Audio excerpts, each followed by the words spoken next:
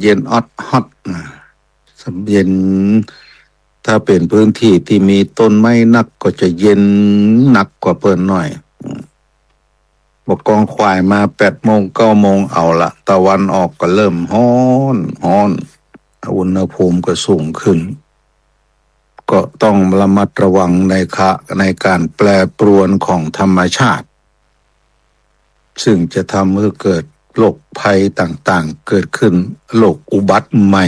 เพิ่นว่าโรคอุบัติใหม่มันมักจะเกิดขึ้นโรคที่เป็นโรคปัจจุบันนี้ก็คือโรคฮิสโตกระวังให้ดีแต่ว่านี้ตุลุงได้รับนิมนต์ไปเยี่ยมคนป่วยท่านหนึ่งเป็นโรคลักษณะเนี่ยฮิสโตกตอนเจ้าอยู่ดีอยู่ได้เนี่ยคนแข็งแรงร่างกายกำยำล่ำสันทำงานอูจาปราศัยตื่นเจ้ามากระตักลูกตักหลานทำงานทำนี่ได้จัดดีแหมสักกรรมหนึ่งปวดหัวไม่ปวดหัวได้สักกรรมกับหมุบมาปูมาปักเวลอะไรยังบอกให้รู้เรื่องลูกหลานก็หามไปส่งโรงพยาบาลปั๊บหมอก็ทำการตรวจทันทีเช็คระบบทันทีปรากฏว่าเส้นเลือดในก้านสมองแตกเลยเส้นเลือดใหญ่ในสมองก้านสมองแตกก็มารู้สึกตัวไปละตัวลงไปตัววานี่โดยประมาณเปิ้นมีอาการก็ประมาณ7 โมง 8 โมงเข้าทำการที่โรงพยาบาลตุลุงไปเยี่ยมโดยเวลาประมาณ13 นาฬิกาบ่ายโมงกว่าใส่ทุกอย่างในร่างกายออกซิเจนก็ยังมูนั่นโฟโทลูใส่ไปสายระยงระยังแต่เจ้าตัวบ่รู้สึกตัวละและในที่สุดเมื่อเป็นอย่างนั้นปุ๊บหมอก็บอกว่าบ่สามารถที่จะทำการเยียวยารักษาเพราะเส้นเลือดใหญ่ในสมองมันแตก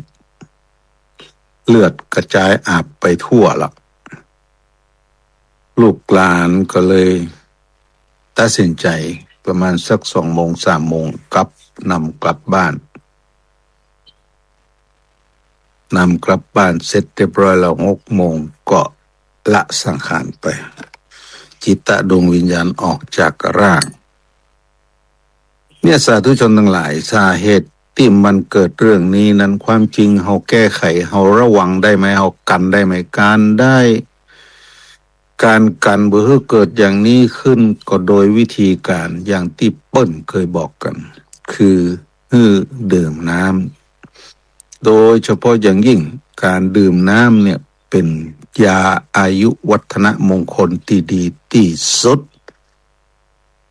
ยาที่เขาโฆษณาขายน่ะบ่ต้องไปเจือไปฟังเขานักฟังหูไว้หูอย่าโลอย่าตยเปิ้นมาอู้ถึงเรื่องการโฆษณานี่ประเดี๋ยวนี้มันก็มีแหมอย่างนะเลยเริ่มผิดแผกแตกต่างกันไปตู้เจ้าก็เริ่มมาโฆษณาขายยาบอกว่าจะเป็นจะได้กระจ่างยาท่านจะจริงบ่จริงบอกว่ามันมาใจสมณะสารูปที่จะพึงมายืนยันในลักษณะอย่างนั้นเปิดถ่ายหูปมารับประกันหาย100%ถ้าบ่หายขอจะกินดีคืนเงินลุงหันแล้วก็บอกค่อยสบายใจของอย่างนี้เนาะปล่อยให้คฤหัสถ์วิสัยเปิ้นทำไปเถอะผู้เจ้าจะมียาดีก็คือแก่วัดอาจารย์โฆษณาไปหรือต้องไปสู่กระบวนการต่างๆเพราะยาสมุนไพรนี่เพิ่นร้องว่ายาแพทย์แผนไทยก็ดีมันก็ต้องมีกระบวนการในการดูแลขอบข่ายของการนำมาขายเนาะจะมีอย.ก็จะมีอะไรอย่างก็อันนี้ก็ต้องระวังขอตุเจ้าบ่ต้องออกมาละรักษาดีตัวหายก็อยู่ที่วัดมีคนหู้มีคนหยังไปก็ก้อยก้อยจ๋าเปิ้นบ่ต้องโฆษณาออกทางโซเชียลเน็ตเวิร์กหันแล้ว บ่เปิงอืมสาธุชนทั้งหลายสิ่งที่เราจะต้องระวังรักษาตัวก็คือการดื่มน้ำโดยเฉพาะยิ่งเริ่มตั้งแต่ตอนเช้าตื่นเช้ามากินน้ำอุ่นก็เฮามามากอ่ะ ถ้าเป็นคนหนุ่มคนกั่นนี่มันเป็นอย่างนะอายุต่ำกว่า50ลงมาเนี่ยความจริง40ขึ้นไปก็เริ่มมีอาการละโดยลักษณะของการต้องการน้ำคนหนุ่มคนกั่นอายุ10ปลาย20ปลายนี่เส้นเลือดมันยังใสอยู่มันยังเป่งยังป้อยอยู่โลหิตสามารถกระจายไปสู่ส่วนต่างๆของร่างกายหล่อเลี้ยงร่างกายได้โดยปกติทีนี้เมื่อมีอายุนักขึ้นเนี่ยมันมีอย่างหุสปะอยู่ในเส้นเลือดมันก็มันจะใหญ่เนาะมันมีไขมันผ่องมันมีอย่างหมูเนี่ยติดข้างเหมือนกับต่อประปาที่เขาใจมาเมื่อน่ะบ่ได้ล้างมันต่อประปาก็มักจะมีอย่างต่างๆเป็นตะกอนตะกันอุดตันพอกขึ้นเลยคนเฒ่าคนสูงอายุก็เหมือนกันเส้นเลือดมันก็จะเป็นเส้นตีบบ่ปกติละความหมุนเวียนของโลหิตก็ผิดปกติเพราะฉะนั้นก็พยายามใช้น้ำเนี่ยเป็นตัวทำให้ตัวเองพ้นจากโรคภัยไข้เจ็บได้เป็นยาวิเศษของโลกน้ำบริสุทธิ์ตื่นเช้ามายิ่งผู้สูงอายุนี้ไม่ควรอย่างยิ่งในการที่จะกินน้ำเย็นนะเพราะน้ำเย็นนี่ทำให้เส้นเลือดหดตัวถ้าเกิดการตีบตันได้ง่ายเกิดการตีบตันได้ง่ายในเวลากลางวันก็เหมือนกันอากาศร้อนบ้าร้อนเงาเขากินน้ำเย็นก็เลยนี่คอกำเส้นเลือดมันกำลังพองตัวอย่างเต็มที่ปุ๊บโต้ไปใส่น้ำเย็นปุ๊บมันตีบทันทีมันหดทันทีมันอันตรายคือกินน้ำธรรมดาปกติอุณหภูมิทั่วไปต้องแช่ตู้เย็นไม่ต้องใส่น้ำแข็งเอามากพยายามฝึกให้มักเพื่อตัวเอง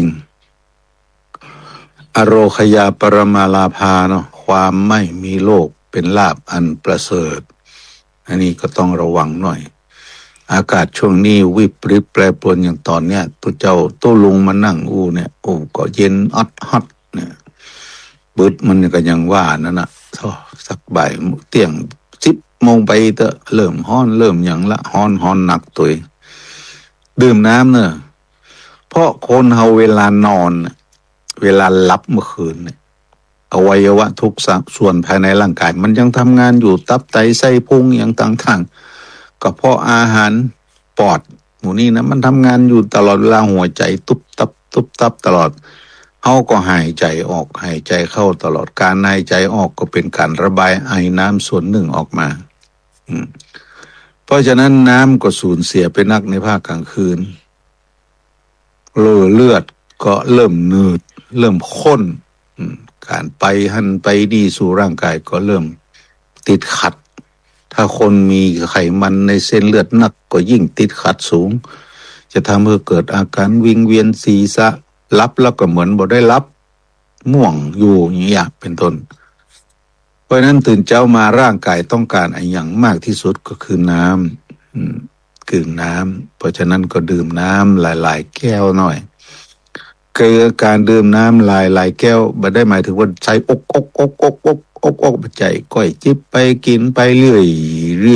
ยร่างกายก็จะได้รับน้ำแล้วนำไปสู่กระแสโลหิตแล้วสามารถที่จะส่งกระจายในการหล่อเลี้ยงร่างกายอันนี้ด้วยความเป็นห่วงเนาะก็ขอหมู่เฮาเจ้าข้าระมัดระวังหน่อยเกี่ยวกับการดำรงตนดำรงตัวอยู่ในสภาวะอากาศปัจจุบันสำหรับสภาวะต่างนอกที่เฮาฮู้กันน้ำมันแป้ง เข้าคาดมาตุลุงเคยบอกละปี2569เนี่ยจะเป็นยุคของความวิบัติทางเศรษฐกิจที่รุนแรงที่สุดสาเหตุที่กล่าวอย่างนี้นั้นก็เพราะว่า มีอะหยังเป็นลางบอกคือเฮาฮู้เฮาหันกันนักความจริงเรื่องน้ำมันเนี่ยมันไม่ใช่เรื่องที่จะพึงเดือดร้อนอย่างกันปะล้ำปะเลยอย่างนี้แต่กลุ่มทุนพลังงานมันกักไว้มันบ่นำมาขายเพื่อรอการขึ้นราคาซึ่งตะวันนี้ก็ขึ้นไปเรียบร้อยละขึ้นไปกับใจน้อยๆนะขึ้นไปกับใจน้อยๆ6 บาทบางคนก็ว่า8 บาทก่อนตุลุงเนี่ยคือขึ้นเป็นขยักลงมาในช่วงที่กำลังวิกฤตเนี่ยแล้วประเดี๋ยวนี้น้ำมันก็เริ่มกระจายละเริ่มมีนักเพราะมันได้ขึ้นน้ำมันหรือขึ้นราคาแล้วหรอก็เริ่มเอาน้ำมันสต๊อกเก่าเคยซื้อมา10 บาทเอามาขาย20 บาทอย่างเงี้ยเอามาขาย30 บาทนะแล้วก็สต็อกไว้ให้ในราคา10 บาทประเดี๋ยวนี้ขึ้นไป40เนี่ย39 40 41อย่างเมื่อวานตุลุงก็ไม่ได้ไปเติมส่วนต่างในกำไรที่เขาได้มันก็มหาศาลวันหนึ่งสมมติว่าเขาได้ลิตรสมมติว่าเขาได้ลิตรละ6 บาทลิตรละ6 บาทถ้าศรัทธาไปเติมน้ำมัน100 ลิตรเขาก็ได้แต่ได้ละ600ละ1,000 ลิตรเขาก็ได้6,000ละ10,000 ลิตรเขาก็ได้60,000ละเป็นกำไรต่างผลต่างขึ้นจากราคากำไรปกติที่เขาเคยได้แล้ววันหนึ่งทั่วประเทศมันสายกันเท่าไรเป็นล้านลิตรวันหนึ่งล้านลิตรได้6 ล้านวันพุธ12 ล้านวันฮือ24 ล้านเดือนหนึ่งมันเท่าไรเดือนหนึ่ง368,18,000 ล้านต่อเดือนนะใครได้กลุ่มทุนพลังงานทีนี้เมื่อได้มากก็เอาไปอุดหันอุดนี่เอาไปให้ฮือหันฮือนี่ทุกอย่างก็เดินไปตามที่เฮาหันกันคือสู่สภาวะปกติคนตุยก็ตุยไปคนพร้อมก็พร้อมไปชาวบ้านเฮาเนี่ยลำบากเปิ้นว่าจะได้กระจูโมดตอนที่มันบีบฮื้อน้ำมันขาดรถต้องเข้าแถวเติมปั๊มต่างๆโอ้โหยาวเป็นกิโล2 กิโลการใกล้ๆสุดท้ายเพื่อไปถึงปุ๊บน้ำมันบ่มีสักคำการรอเข้าปั๊มโดยระยะทางอย่างนั้นนะใจพลังงานหรือน้ำมันไปเป็นลิตรนะเป็นลิตรหลายลิตรพอไปถึงปุ๊บน้ำมันหมดกดให้เกิดความต้องการคนที่ใครได้ไปก็บอกเอาบ้าเอามาเถอะลิตรได้หากระเสื้อเนี่ยขอให้มันมีเติมเมื่อกดได้ถึงตี้ความอยากถึงตี้ก็ขึ้นราคาแล้วก็ปล่อยอันนี้เป็นเรื่องที่น่าสังเวชเนาะที่เราต้องมาฮับเคราะห์ฮับกรรมส่วนข้ออ้างต่างๆก็เป็นเรื่องเพียงข้ออ้างว่าเพราะอันนั้นเพราะอันนี้ความจริงแล้วการบริหารพลังงานเนี่ยมันน่าจะเป็นเรื่องของรัฐบาลโดยตรงแต่กลับมอบเพื่อกับกลุ่มทุนพลังงานกลุ่มทุนพลังงานนี่มันก็หู้อยู่ใต้โต๊ะเนี่ยมันถึงมากันเป็นแถวเพราะฉะนั้นไผกระจ่างที่เข้ามาสู่เวทีการเมืองจึงมีความต้องการที่จะเป็นผู้กุมบังเหียนในการบริหารงานในประเทศอันนี้เป็นกลไกของธรรมชาติ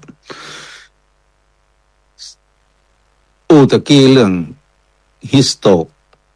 ความแปรปรวนของธรรมชาติทำให้เกิดโรคภัยไข้เจ็บก็บอกเพราะความห่วงกับศรัทธาสาธุชนคือปรับตัวปรับตนระวังตัวระวังตนเรื่องการใช้ชีวิตประจำวันดื่มน้ำให้เพียงพอในแต่ละวันดื่มไปเถอะเพิ่นบอกว่ากินน้ำอย่าไปกินเพราะอยากต้องกินเพราะรู้ว่ามันเป็นหน้าที่ที่จะต้องกินเพื่อเป็นการแก้ไขโรคภัยไข้เจ็บมาอู้ถึงเรื่องน้ำมันก็ด้วยความเป็นห่วงกับหมู่เฮาเจ้าข้าทุกคน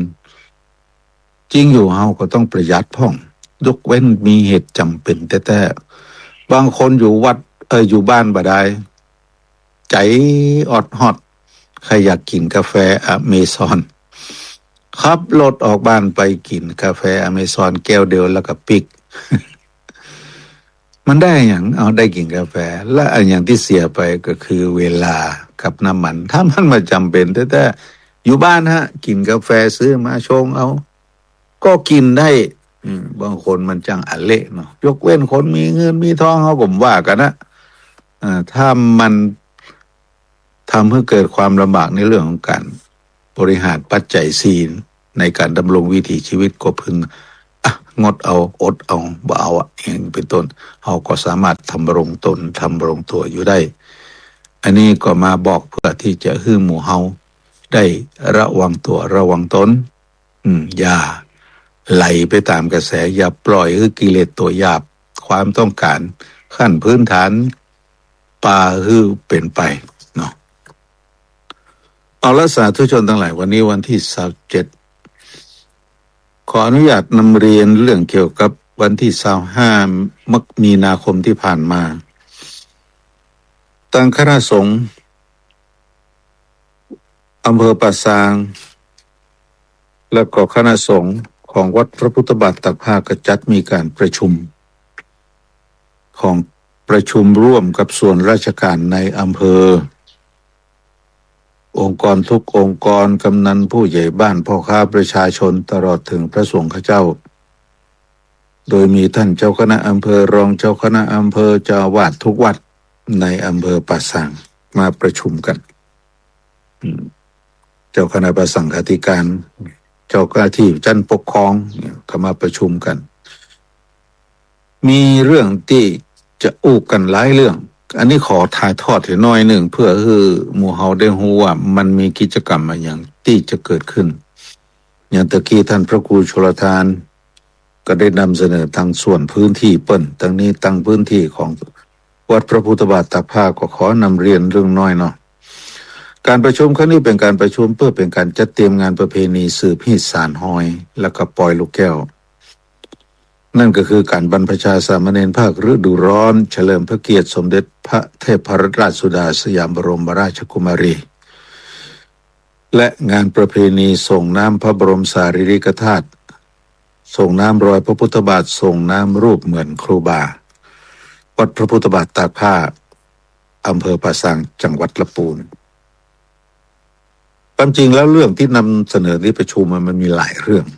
งแรกที่ประธานในที่ประชุมได้นำเสนอวันนั้น การประชุมวันนั้นก็มีเจ้าคณะอำเภอกับท่านนายอำเภอร่วมเป็นประธานร่วม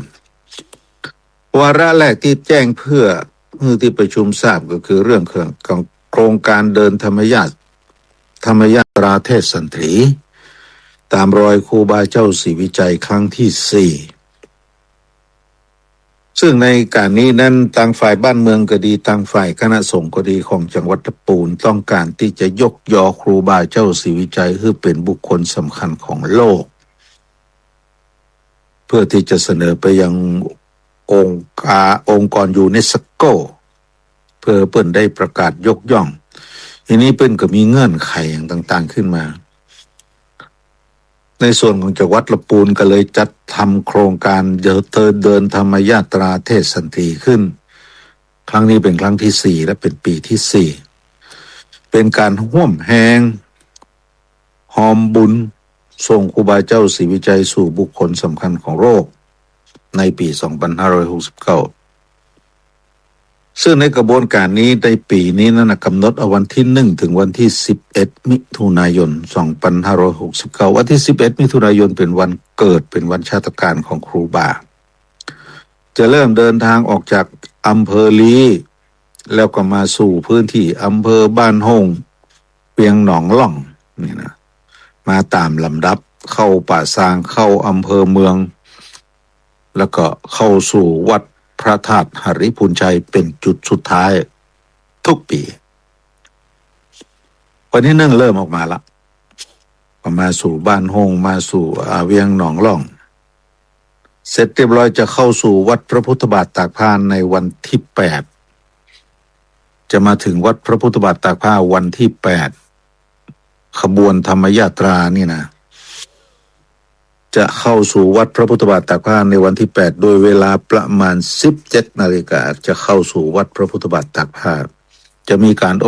เพราะว่าจะไปอยู่จุดไหนก็จ้างจะมีการอบรมสมโภชนั่นก็คือการแสดงพระธรรมเทศนา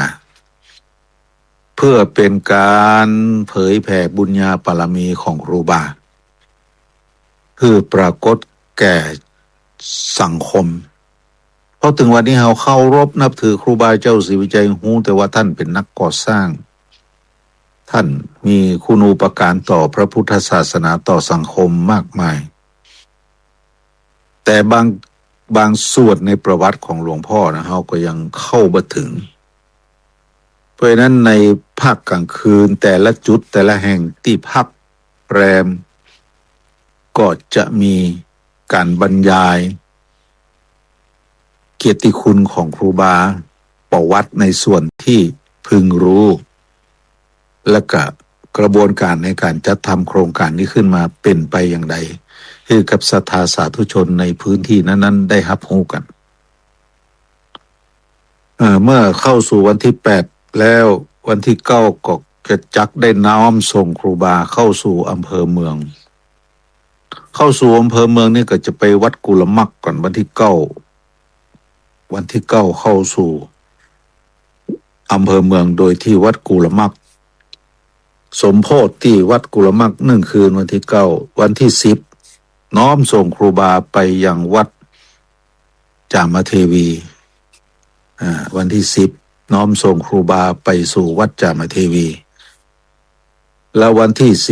11จะน้อมส่งครูบาจากวัดจามเทวีเข้าสู่วัดพระธาตุหริพุนชัยในวันที่11นี่คือโครงการธรรมยาตราเทศสันถีตามรอยครูบาเจ้าศรีวิจัยครั้งที่4ที่จะเกิดขึ้นระหว่างวันที่1ถึงวันที่11มิถุนายน2569ก็ขออนุญาตแจ้งให้กับหมู่เฮาได้รับรู้ด้วยกันในส่วนของโครงการนี้และมีโครงการเพิ่มเข้ามาก็คือการบรรพชาสามเณรภาคฤดูร้อนในปี2569ของวัดพระพุทธบาทตากผ้าจัดเป็นรูปแบบของอำเภอเป็นงานระดับอำเภออีกเถอะซึ่งในการนี้นั้นจัดขึ้นเพื่อเป็นการเฉลิมพระเกียรติสมเด็จพระกนิษฐาธิราชเจ้ากรมสมเด็จพระเทพรัตนราชสุดาสยามบรมราชกุมารีโดยงบประมาณที่ได้รับการสนับสนุนก็มาจากองค์การบริหารส่วนจังหวัดลำพูนส่วนหนึ่งและการบริจาคทั่วไปของศรัทธาประชาชนส่วนหนึ่งงานบรรพชาภาคฤดูร้อน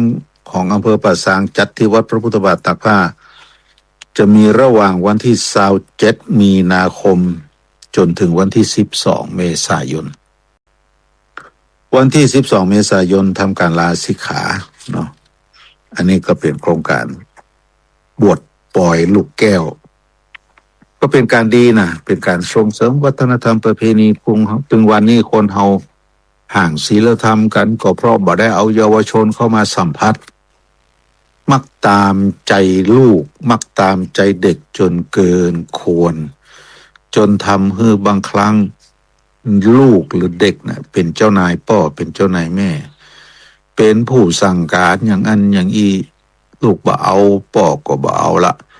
แม่บ่ลูกบ่เอาแม่ก็บ่เอาละถ้าลูกเอาต้องเสาะต้องหาความเป็นทาสของลูกที่เพิ่นฮ้องว่าลูกเทวดานะมันเกิดขึ้นเพราะเฮาฮักเขาลำไปฮักเกินขอบเขตการฮักในลักษณะของความไม่เพียงพอไม่สมเหตุสมผลน่ะมันเป็นการทำร้ายลูกของท่านโดยอ้อมซึ่งในวันข้างหน้าเขาจะใช้วิถีชีวิตในสังคมภายนอกซึ่งเป็นสังคมที่โหดร้าย